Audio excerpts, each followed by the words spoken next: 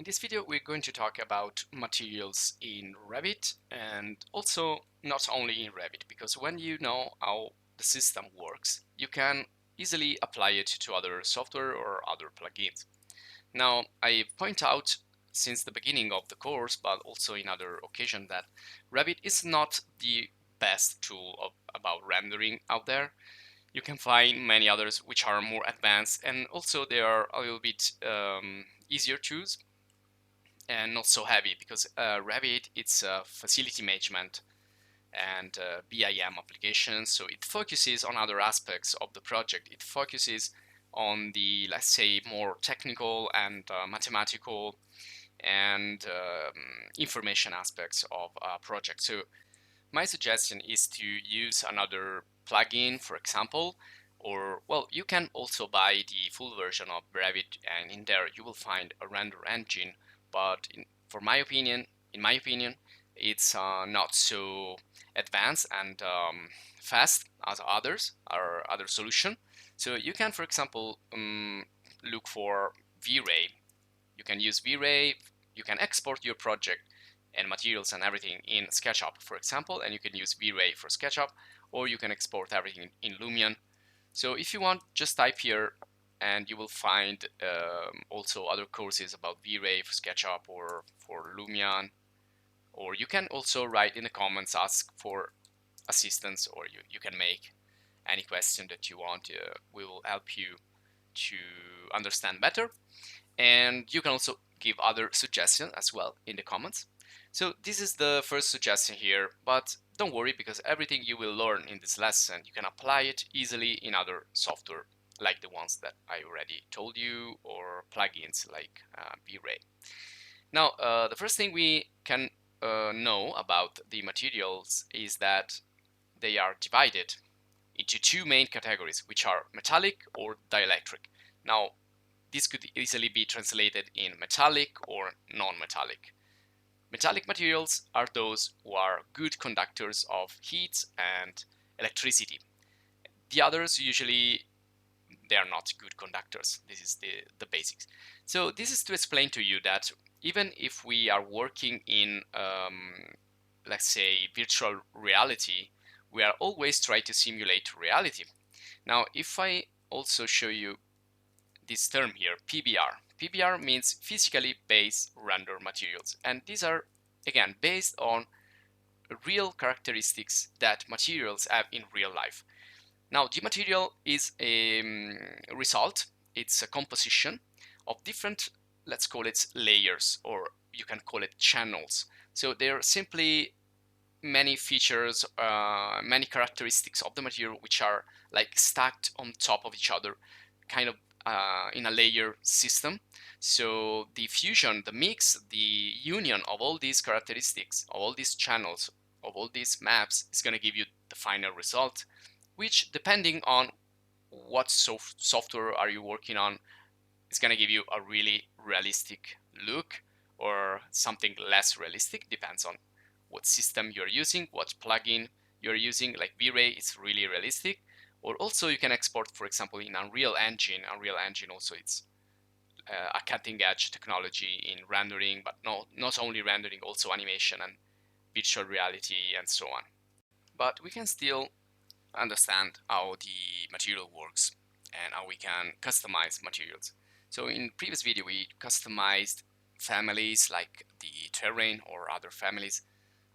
For example, we created a table here, and we also changed the table using the parameters as a parametric object. So if I double click here, I can get inside the object and modify it from its source. Or if I set the properties, so the parametric values, you can modify that by going to edit type, duplicating it, and by changing here, you can see I created 3 different materials for the 3 different parts of the object. So I'm going to duplicate this. I'm going to call it table, plastic, or whatever. And here we can change we can start to edit the different materials. So let's go, for example, in the table base. And this is the material that we assigned in the source when we created the family. So right now we can change it directly from here, and I'm gonna create a new material and call this table base. Okay. Oh, I already used that, so I'm gonna call this table base custom 2. Now, in the previous lesson, we talked about graphics, and we said that this particular panel, it's about how the material will be displayed in technical drawings, like sections or plan views or 3D, technical 3D drawings and views. So this is the more technical aspect. Everything that is in the appearance panel, it's related to the render or to how the material is going to look like in realistic views or in renderings. So we saw that we can already work with the color, and this is already a characteristic of the material, the most superficial characteristic, which is the color. Now we can either work with the color or we can assign a map. Now a map or a texture, these are similar terms, but actually the maps can be of two different types. So they can be textures, which are actual images with pixels, or they can be procedural maps. Now, if I click, for example, on this arrow, and I will skip the image for now and go to the checker. Now, this is what is called a procedural maps. And again, every software has it. They all work the same. So here, instead of working with pixels, I work with parameters. So I can modify this image as many times as I want. I would not lose quality. I can regenerate that in infinite ways and infinite times. On the contrary, when we use images, we cannot edit them directly in Revit, but we need to work them out in, for example, Photoshop or GIMP or another graphic design software. So this is the main difference between the two. So for example, if I want to change here this checkerboard, I can click here in the black and I can change the color, which is the simplest thing I can do. So you can see it's changing, it's updating every time, and this is kind of an interactive rendering here. It's a really small rendering, but you can actually see your material being rendered on top of an object. You can also change that object. If you go into the scene here, you can change it in something else, like a plane, which is really, it's going to be really small, a cylinder, or a base. If you need to create some thin geometry base, it's excellent. For example, if you need to test glasses or things like that. And also you can change the environment around the rendering. And again, this is kind of how you will work in another application using materials and lights and the environment around. So you can change that. Okay, now also you can change from draft to production, which is gonna be a little bit better. Now let's leave this grid light. Let's go back to the texture editor, or in this case, this is a procedural map.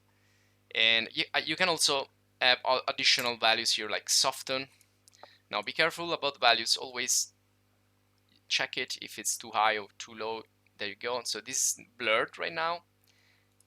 And I can also offset, so it means that I can move up or down, right or left the texture, and this is gonna affect the way it's gonna be displayed on the model. And this is also called mapping in other software, and this is really basic mapping. So in other software you have advanced mapping, and here you can rotate also the texture using degrees, or you can scale it. Now it's 30 centimeter times 30 centimeters. So this is kind of a square. It's like a tile, and then